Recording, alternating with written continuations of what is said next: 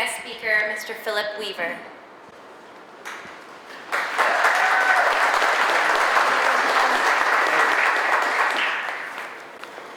Man, I'll follow that. Captain Davis, Mrs. Davis, XO, CMC, Captain Gaithright, Mr. Benson, distinguished guests, Captain Wanami, greetings. Being the guest speaker for such an important event as Black History Month is a first for me, but it is indeed a true honor. So, they say a decent speech should accomplish three things: be entertaining, be informative, and be over quickly. So, the entertaining piece, sorry.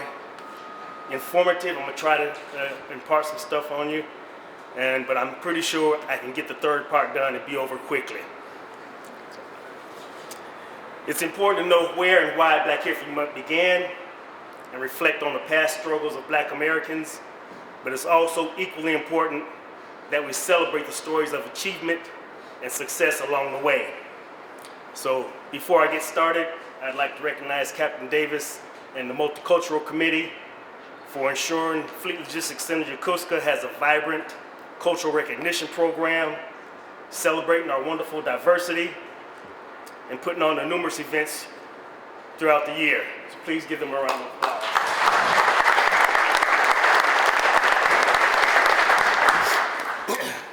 So what started as Black History Month today started as Negro History Week back in 1926. And it was the idea of Dr. Carter G. Woodson, the founder of the Association for Studies of African American Life and History, and also the second Black man to earn a PhD from Harvard. Dr. Woodson wanted to make sure the contributions to the nations by Black Americans were recognized and no longer neglected. So he chose the second week of February because that coincided with the birthdays of Abraham Lincoln and Frederick Douglass. Frederick Douglass was a former slave who turned leading abolitionist and statesman. And Abraham Lincoln was our 16th president, who signed the Emancipation Proclamation executive order, which set in motion the legal framework to end slavery. So, fast forward to 1969, the Black Student Union at Kent State University decided a week was not good enough. They wanted to make Black History celebration a month. So, 6 years later, their idea started spreading through the universities, public schools, libraries, and neighborhood community centers across the nation.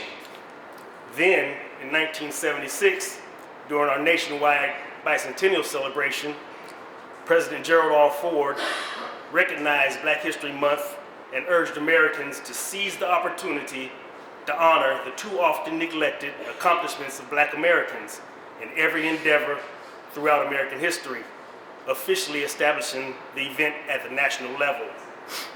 Now first, me personally, I think all Black History Month events should pay homage to Dr. Martin Luther King. No doubt in my mind, one of the greatest Americans in our history, no matter what the skin color. So can you imagine an America without his contributions and the civil rights that we all enjoy today? I certainly cannot. So, however, the theme this year is African Americans in the time of war. So I want to share a brief story with you about Navy Lieutenant Commander Wesley A. Brown. Lieutenant Commander Brown was the first African American to graduate from the U.S. Naval Academy.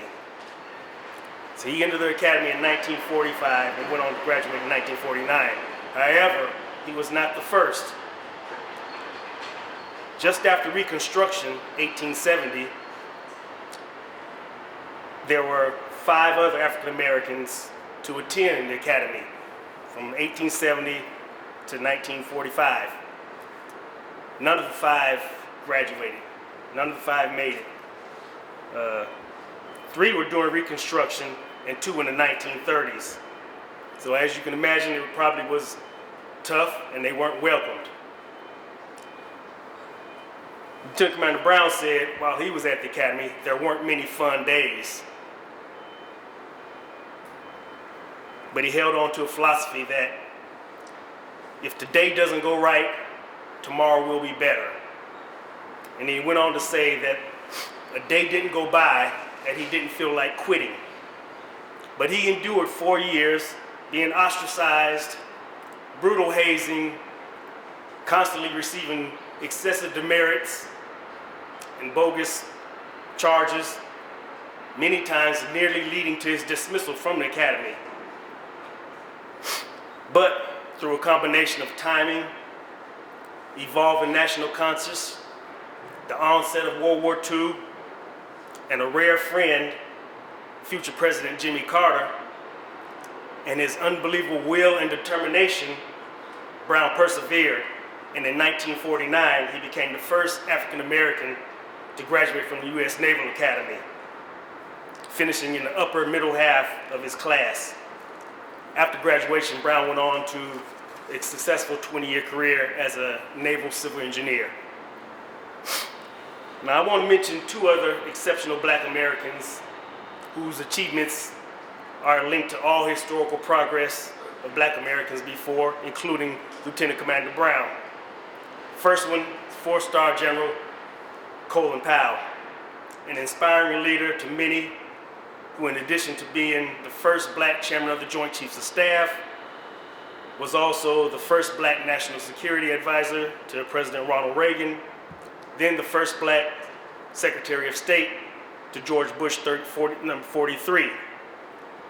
And then we also have another historical Black achievement, the election to 2 terms, our 44th President of the United States, Barack Obama. So I'll be honest, I didn't think we'd see a Black president in my lifetime. But what makes all these stories exceptional is that it just simply has not been that long ago since Black Americans were legally excluded from so many aspects of American life. Where you could eat, where you could stay, where you could sit, where you could go to school, where you could live, or even vote. So for a lot of you younger folks out there, it might be hard to relate. But for those of us born in the 60s, we have seen how much life has changed for all Americans, but particularly Black Americans over the past few decades. So how did Black Americans survive generations and centuries of slavery genocide and then rise to these great events in such a short period of time? Well, it's just like the remarkable Lieutenant Commander Brown believed, tomorrow will be better.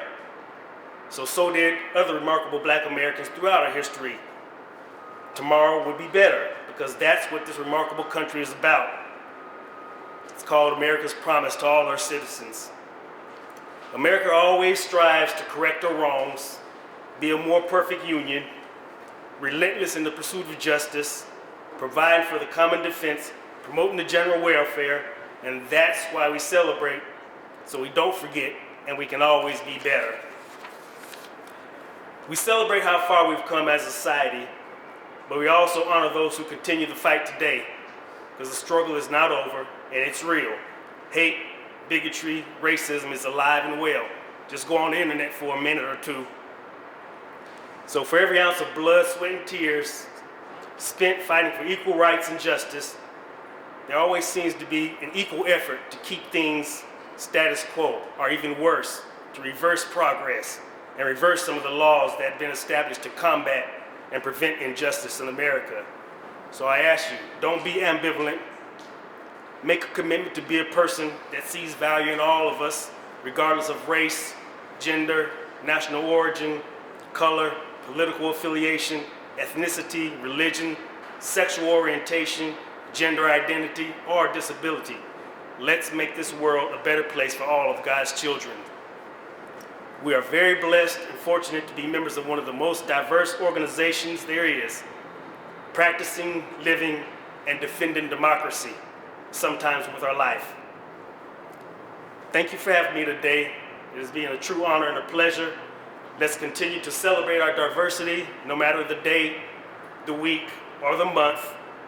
And please keep your folks in Parkland, Florida, in your thoughts and prayers. And while you're praying, pray for gun control in America. Thank you. God bless each and every one of you. God bless the nation of Japan. And God bless America.